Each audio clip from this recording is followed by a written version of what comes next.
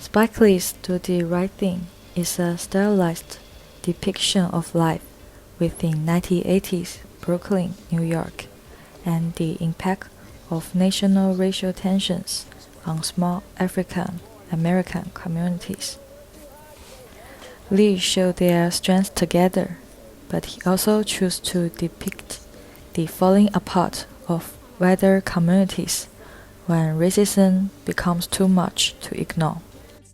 Spike Lee captures the energetic, eccentric, and larger-than-life personalities of his characters through techniques of film form, such as cinematography, color in mise-en-scene, and approach performance. Today, we look at an excerpt that is a clear indicator of Spike Lee's unique and progressive take on urban life in 1980s Brooklyn. Do the Right Thing was director Spike Lee's first film to gain immediate popularity with audiences. The progressive comedy drama film kicked off a long-spanning career of highly political and popular films. Due to the film's radically honest insight into the life of an African American in the 1980s, the film has gone on to inspire many other films that address the racism that is often overlooked within communities.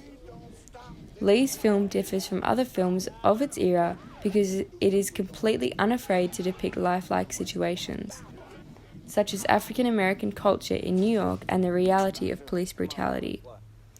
While the film is categorized as a drama, part of its appeal is its use of humor. The film uses dialogue between characters to create hilarious repertoire, while still remaining sensitive to the overarching issues present in the film. In the excerpt we have chosen, Spike Lee reiterates one of the main themes of the film, the sense of community within African American neighborhoods. This is made especially clear in the scene where we are shown the streets of this particular Brooklyn block. The shot where Mookie, played by Spike Lee himself, is crossing the street. The audience is able to see how everyone interacting on the street acts like family. He is able to say hi and talk to everyone. This shows the audience the strength of these communities. The blocking of the actors creates a natural, relaxed shot, making it seem like real life and further pushing the theme of community and love. Thank you, black man. All right, leave me alone.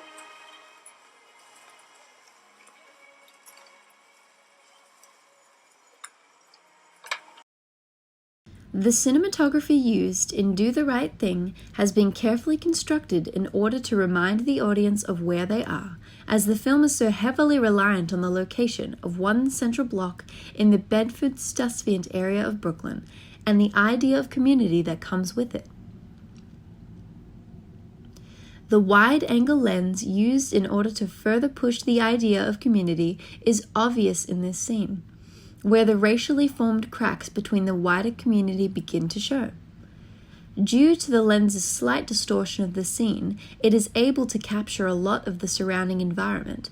This effect adds a slight stylization to the shot, and in this particular scene, with mid-shots and a fast-paced dolly into a close-up on the characters' faces, it establishes their surrounding area and where their community homes are. Mookie's community is based on the streets, while Vino's Italian community has a clear home of Sal's Pizzeria.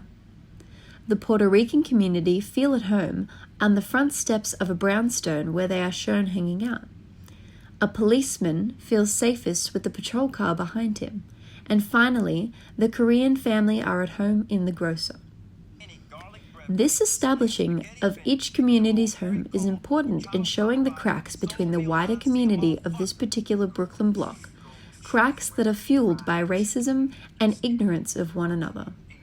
The aggressive and confronting shot types in this scene are complemented with the harsh and aggressively racist dialogue, helping to continuously demonstrate the tone of the film.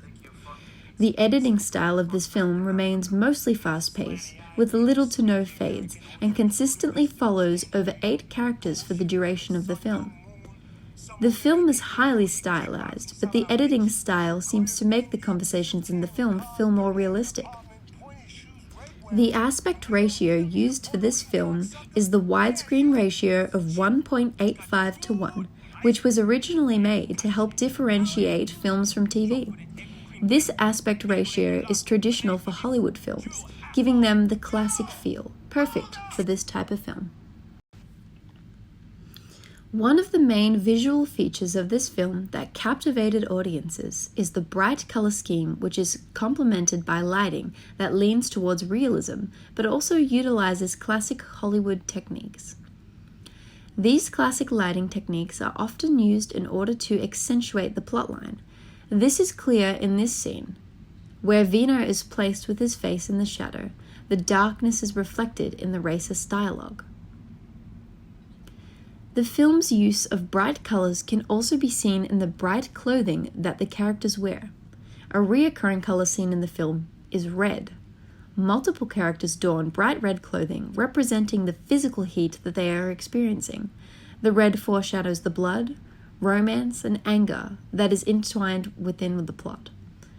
The bright neon hues that highlight many of the characters' clothing is reflective of the bright, friendly, and cohesive community that audiences are originally introduced to. As the community begins to split from the ever-present racism, the bright colors begin to juxtapose the reality of life as an African American.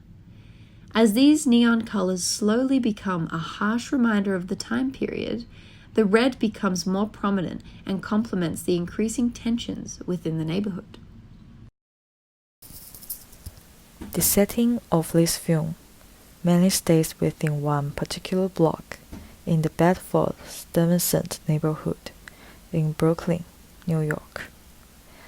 This setting is expanded upon by exploring the various stores and apartments that belong to various characters in the film. Most of the film's settings are light with a yellow and orange hue, demonstrating the heat that the characters are experiencing.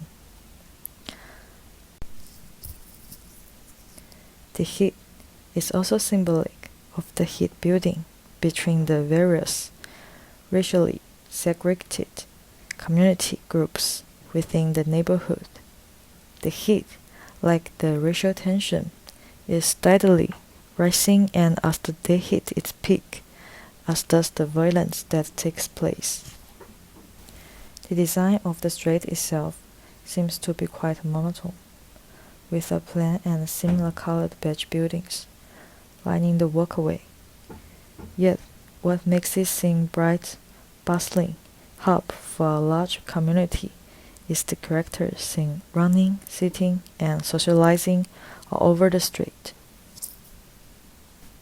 The costume design for the characters brings the street to life, which is able to reiterate the idea of community. Because on first glance, it is a plain street, but with the community, it becomes a lively hub for a strong family-like neighborhood. The film also does an exceptional job of keeping the viewer aware of what time of day it is throughout the film.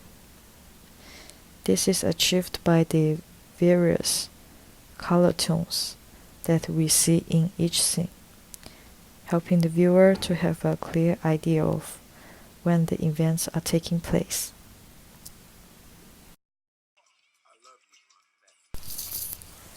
There is also plenty of symbolism in props throughout the film, one of which being the bomb box. Radio Raheem carries his bomb box around with him through pretty much every scene in the film, blaring fight power nearly every time we see him. In the scene where Radio Raheem brings his bomb box to Sal's pizzeria, Sal and his son Vino have a verbal altercation with Radio Raheem about his music being too loud. This seemingly simple disagreement is symbolic of Sal and his Italian family having little to no respect for Radio Raheem, and the power that the song he's playing holds. There is almost an irony that Sal and Vino hold the power in the scenario, and while playing a song called Fight the Power, Radio Rahim chose to give in and eventually turn his radio off. This disrespect for African American people and their culture directly parallels the later scene that Sal destroys Radio Rahim's bomb box in the same location, causing a fight to break out which ends in tragedy for all sides. Music plays a huge role in Lee's film, not only setting the tone for various events, but also having certain music correspond with different communities or people. We are introduced to Samuel L. Jackson's character, Mr. Senor Love Daddy, who seems to be almost like our omniscient narrator, commenting on the events taking place within the neighborhood, as well as choosing most of the diegetic music heard within the film. The DJ also does a commentary on the events happening throughout the film, which is not only a clever way to give the viewers a deeper understanding of the events unfolding, but also a way to justify the knowledge of the people in the neighborhood, who are all seemingly listening to his station. We also see music used to help identify certain racial community groups, as we are repeatedly shown specific music that appears when certain groups are on screen. The audience is able to create an association between the certain music and that group, which further helps the viewers to understand where we are in the film without even having to visually see a location.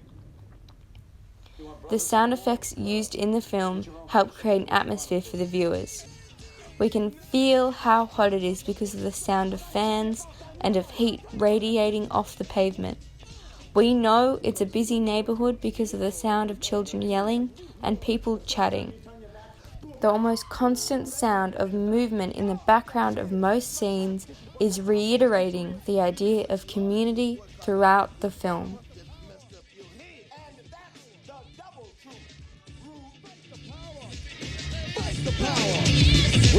You know, deep down inside, I think he wish you were black. Who told you to step on my sneakers? Who told you to walk on my side of the block? Who told you to be in my neighborhood? I own this brownstone. Who told you to buy a brownstone on my block, in my neighborhood, on my side of the street? I can't even hear myself think. While highly stylized, From Spike Lee, has genuine depictions of racism. director of School Days, and She's Gotta Have It. Good people, The editing, please don't stop this. Stop it. Gives the film its aesthetic appeal. However, the characters and realistic depiction of 1980s casual racism that makes the film seem so Always true do to the life right thing. and relatable for all audience members alike. That's it? That's Thank it. you so I got much it. for watching, I'm gone. and we hope you enjoyed our video about Spike Lee's amazing